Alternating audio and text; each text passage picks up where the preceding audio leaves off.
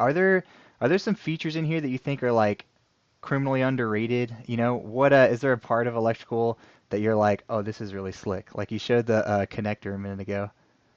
Yeah, the PLC tool is pretty awesome. If I were to go to the PLC tool, Uh-huh. essentially all you have to do is build out a PLC.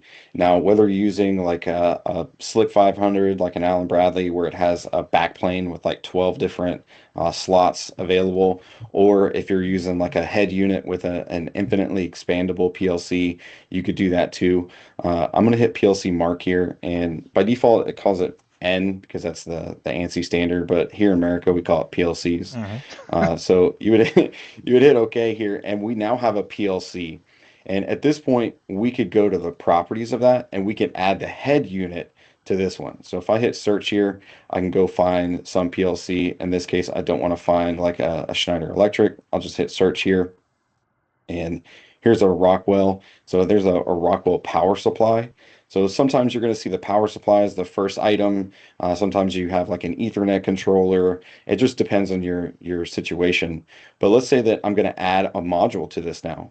I would hit add, and I would go back to like Rockwell automation. I'll Mhm. hit search, and I'm going to go find something in here. Like we got some 1734s, and it just depends on what you're doing, but we'll just add something and hit select.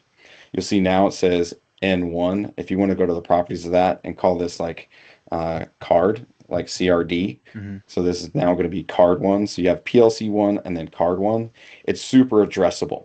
Now, here's what's really cool is you could go to the inputs and outputs and you could pre-name what each one of these inputs and outputs are going to be. You can tie them together with predefined circuits.